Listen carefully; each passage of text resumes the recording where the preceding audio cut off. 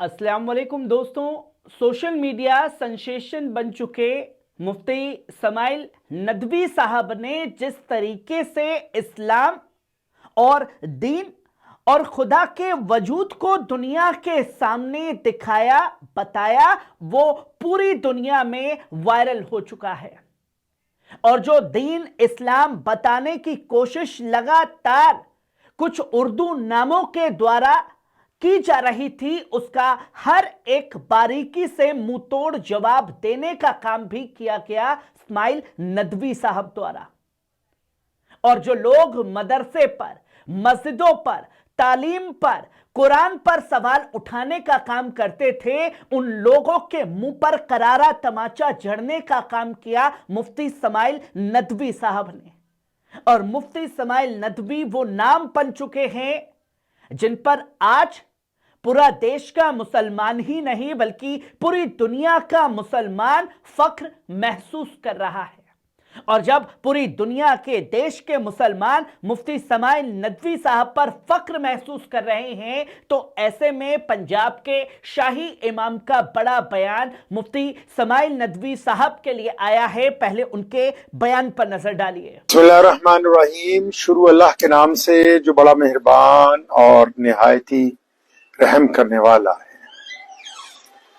आज की ये लाइव सिर्फ हमारे भाई मिल्लत इस्लामिया के होनहार बेटे मुफ्ती शमाइल अहमद अब्दुल्ला नदवी साहब को मुबारकबाद देने के लिए कि कलकत्ता के इस बेटे ने आज लाइव डिबेट के दौरान खुदा को ना मानने वाले जावेद अख्तर को जवाब देने के काबिल नहीं छोड़ा।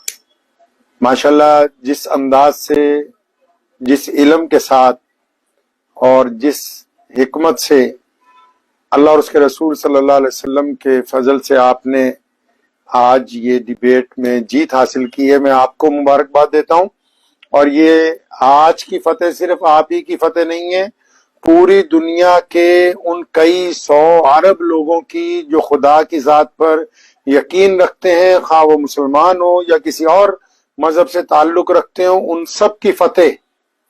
और जावेद अख्तर साहब को जो अचानक उनकी इंडस्ट्री की तरफ से आहिस्ता आहिस्ता इज्जत मिली थी, जिसके बाद वो, मेरा अंदाजा ये है कि फतूर में आने के बाद ये भी भूल गए कि खुदा की जात के ऊपर यकीन किस तरह रखना चाहिए।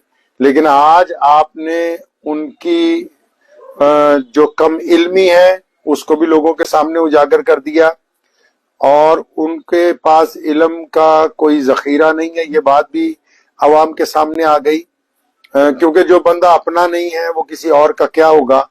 लेकिन आज की इस डिबेट ने मुफ्ती शमाइल अहमद साहब ने जो अजीम कारनामा अंजाम दिया है, उससे इंसानियत का सर बुलंद हुआ है।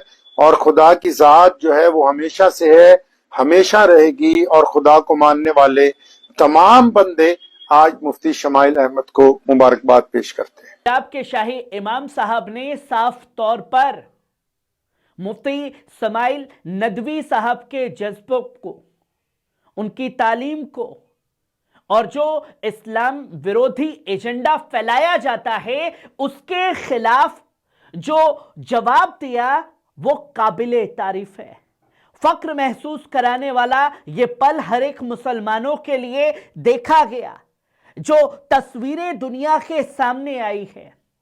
और सिर्फ मुफ्ती समाइल नदवी साहब को लेकर के पंजाब के शाही इमाम ही नहीं, दुनिया भर से तमाम स्कॉलर भी मुफ्ती समाइल नदवी साहब पर फख्र महसूस कर रहे हैं। और क्यों फख्र महसूस कर रहे हैं इसका भी वीडियो सामने है कि कैसे उन्होंने जावेद अख्तर के सवालों का जवाब दिया, और कैसे जावेद अख्तर इस्लाम दीन को लेकर के, खुदा के वजूद को लेकर के सवाल उठाते थे, और क्या जवाब मुफ्ती समाइल नदवी साहब ने दिया। उस डिबेट के छोटे से हिस्से पर नजर डालिए। आपने कहा कि किसी मजहबी किताब में डायनासोर का जिक्र नहीं है। अफसोस कि आज तक किसी मैथमेटिक्स के किताब में मुझे डायनासोर का जिक्र नहीं मिला। तो इसका मतलब मैथमेटिक्स की किताब बेकार है? नहीं, उसका वो टॉपिक नहीं है। रेवलेशन का और मजहबी किताबों का टॉपिक ये नहीं है कि आपको आके बताए साइकिल कैसे बनाते हैं, या आकर ये बताएं कि जो है डायनासोर कब था। वो तो मोरालिटी सिखाने आया है, गॉड के बारे में बताने आया, नॉन फिजिकल रियलिटी की हकीकत को सिखाने के लिए आया। रिलीजियन साइंस को रोकता है? नहीं रोकता, अगर रोकता है तो गलत करता है। रिलीजियन साइंटिज्म को रोकता है, जिसमें हमारे जावेद साहब मुफ्तल हैं। साइंस और साइंटिज्म में फर्क है। साइंटिज्म यह है कि आप समझें कि साइंस और साइंटिफिक मेथोडोलॉजी ये नॉलेज को हासिल करने का वाहिद सोर्स ऑफ नॉलेज है, यह है साइंटिज्म। हम इसे रिजेक्ट करते हैं।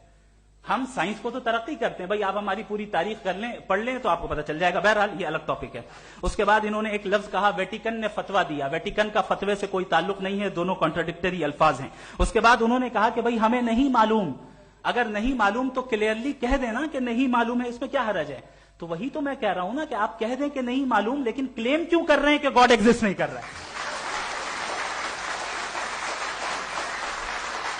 आप कह दें नहीं मालूम है, हो सकता है हो सकता ना हो, लेकिन आप क्लेम कर रहे हैं। The moment you say God does not exist, this is a claim, and now the burden of proof is upon you too, जैसे हमारे ऊपर है।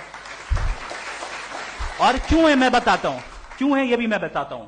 फिलोसॉफिकली जो क्लेम होता है ना, सिर्फ ये नहीं होता कि इंसान कहे पॉजिटिव क्लेम करे और नेगेटिव क्लेम करे तो बर्डन ऑफ प्रूफ नहीं है।